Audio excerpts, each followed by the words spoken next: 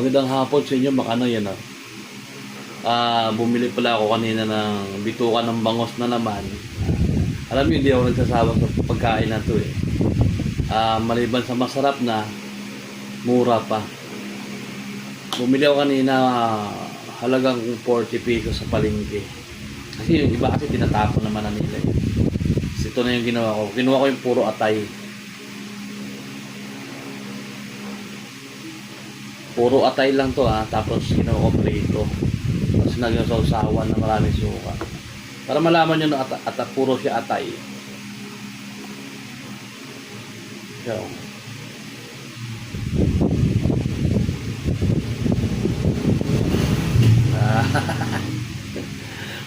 puro atay to, ano yan. Siyempre kumuha ko ng kanin kasi pwede pang ulam to eh. Pwede pang ulam. Pwede rin pampulutan. Yan. Yo, sarap na.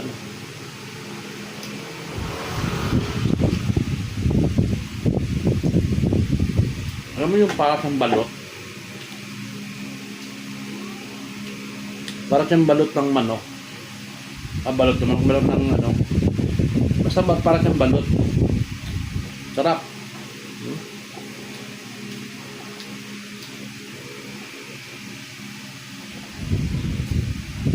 Unang-unang hindi siya mapait Kasi nga, atay lang to, atay lang. Pakasarap nito, tingnan mo naman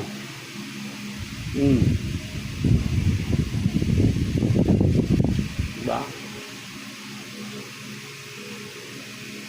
Kaway-kaway dyan sa mga probinsyano na kumakain ito. Lalo sa lugar ko. Napakasarap. 40 pesos kanina, 4 na kilo na yun. Ang dami. Pauwi na siguro yung mga yun. Binigan, ganyan kamura.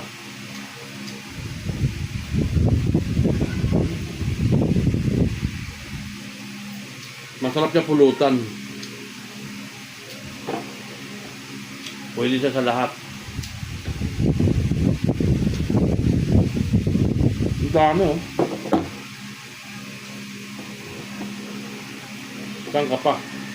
Diba? 40 pesos lang, meron pa ako doon, may niluluto pa. Baka sabihin nyo, masyado na akong kahit patapon na kinakain ko pa.